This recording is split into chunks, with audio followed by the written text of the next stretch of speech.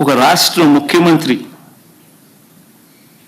5 సంవత్సరాలు బ్రహ్మోత్సవాలలో తిరుమల తిరుపతి దేవస్థానానికి వస్త్రాలు సమర్పించిన నేను, ఇన్నిసార్లు తిరుమల తిరుపతి దేవస్థానానికి వెళ్ళిన నేను, ఈరోజు తిరుమల తిరుపతి దేవస్థానానికి నేను రాకూడదట, పోకూడదట.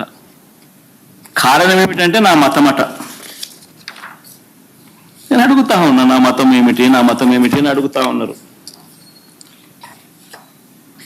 అడుగుతా ఉన్నా నా మతం ఏమిటని. అవును,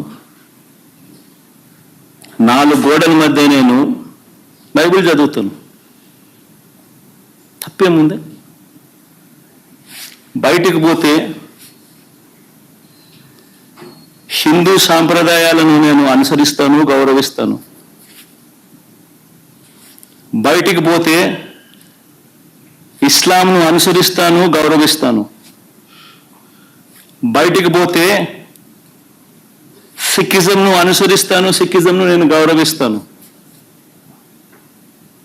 నా మతం ఏమిటని అడుగుతా ఉన్నారు. నా మతం మానవత్వం. డిక్లరేషన్ రాసుకుంటానేమో రాసుకుంటా. గుడికి పోయే వ్యక్తిని నువ్వు ఏ మతము అని అడుగుతా ఉన్నావు. ఏ మతము అని చెప్పకపోతే గుడిలోకి ఎంటర్ కాకూడదు అని అంటా ఉన్నావు. సెక్యులర్ దేశం అని చెప్పి చెప్పుకుంటా ఉన్నాం. ఒక ముఖ్యమంత్రిగా పరిపాలన చేసిన వ్యక్తి పరిస్థితి ఇది అయితే ఇక ఆ దళితుల పరిస్థితి ఏమిటి? గుళ్ళలో పోగలుగుతారా? పోయే పరిస్థితి ఉందా? పోనిస్తారా? రానిస్తారా? ఏం చేస్తా ఉండు? నిజంగా రాజకీయాలలో మతం పేరుతో రాజకీయాలు చేయడం ఎంత దౌర్భాగ్యమో. నేను ఇదే బీజేపీ పార్టీని కూడా అడుగుతా ఉన్నా. బీజేపీ పార్టీ గొప్పగా చెప్పుకుంటారు, హిందూయిజానికి మేమే హిందూయిజానికి మేమే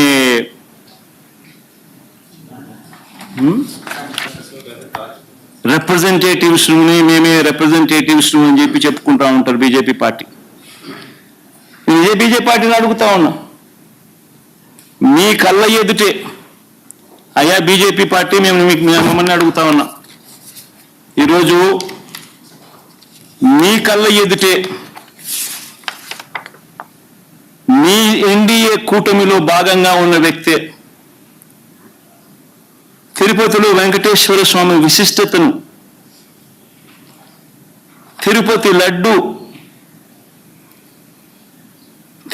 లడ్డు పేరు ప్రఖ్యాతలను, వెంకటేశ్వర స్వామి వైభవాన్ని దగ్గరుండి అబద్ధాలు చెబుతూ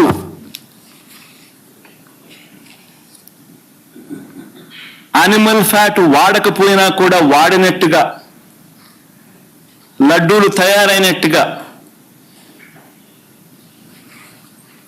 ఇన్ని ఆధారాలతో సహా రుజువు అవుతా ఉన్నా కూడా అబద్ధాలతో దుష్ప్రచారం చేసి తిరుమల తిరుపతి వెంకటేశ్వర స్వామిని అపవిత్రం చేసిన ఈ చంద్రబాబు నాయుడు గారిని ఎందుకు మీరు మందలించలేకపోతా ఉన్నారు?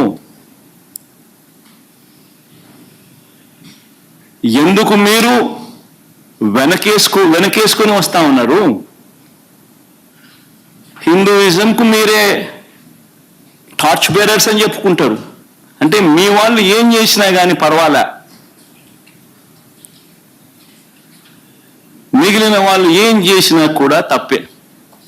ఇదెక్కడ హిందూయిజం? ఆలోచన చేయమని అడుగుతా ఉన్నా. ఈ సో కాల్డ్ హిందూయిజానికి టార్చ్ బేరర్స్గా చెప్పుకుంటా ఉన్న వీళ్ళందరినీ కూడా ఆలోచన చేయమని అడుగుతా ఉన్నా.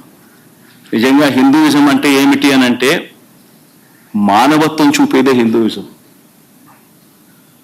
మానవత్వం చూపలేని వాళ్ళు ఎవరు కూడా నేను మంచి హిందువులను కూడా చెప్పుకునే కార్యక్రమం చేయలేరు.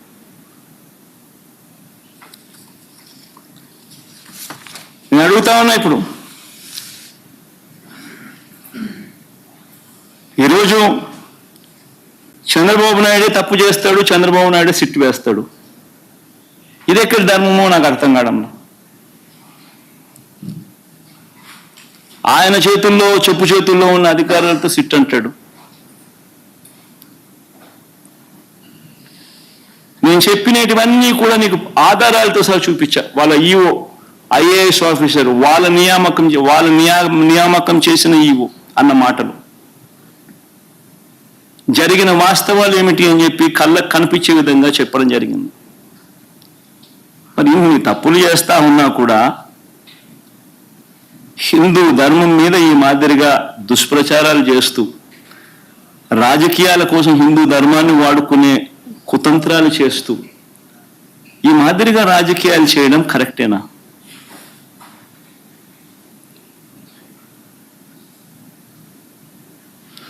ప్రతి ఒక్కరు ఆలోచన చేయమని అడుగుతా ఉన్నాను.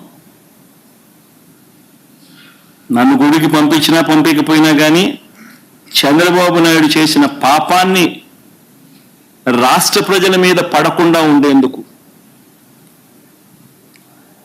వైఎస్ఆర్సీపీని ప్రేమించే ప్రతి అభిమానికి చెప్తా ఉన్నా, రాష్ట్రం మీద అభిమానం ఉన్న ప్రతి ఒక్కరికి కూడా చెప్తా ఉన్నా, మీ నియోజకవర్గాలలో, మీ ప్రాంతాల్లో, మీ గ్రామాలలో మీరు అక్కడి గుళ్ళల్లోకి వెళ్ళి మీరు పూజలు చేయండి, దేవుణ్ణి అడగండి, దేవుని ముక్కండి. చంద్రబాబు నాయుడు తప్పు చేశాడు, మేము కాదు తప్పు చేసింది. చంద్రబాబు నాయుడు తిరుమల తిరుపతి వెంకటేశ్వర స్వామిని తగ్గించినాడు, తిరుమల తిరుపతి ప్రసాదాన్ని విశిష్టతను తగ్గించినాడు, కానీ మేము కాదు తప్పు చేసింది. ఆ దేవుని కోపం ఏదైనా ఉంటే అది చంద్రబాబు నాయుడు వరకే పరిమితం కావాలి తప్ప రాష్ట్రం మీదకి రాకుండా పూజలు చేయమని చెప్పి ప్రతి ఒక్కరిని కూడా కోరుతా ఉన్నా. 4 మాటలు ఇంగ్లీష్లో కూడా మాట్లాడతా, 4 మాటలు ఇంగ్లీష్లో కూడా చెప్తే ఇంగ్లీష్లో కూడా వాళ్ళకు కూడా అర్థమయ్యే పరిస్థితి కూడా జరుగుతుంది కాబట్టి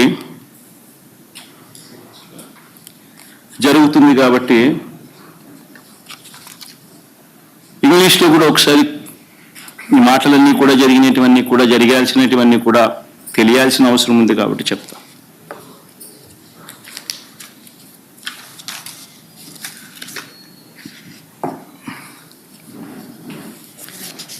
Never in the history of Andhra Pradesh, probably never in the history of this country, probably, we have ever witnessed such a situation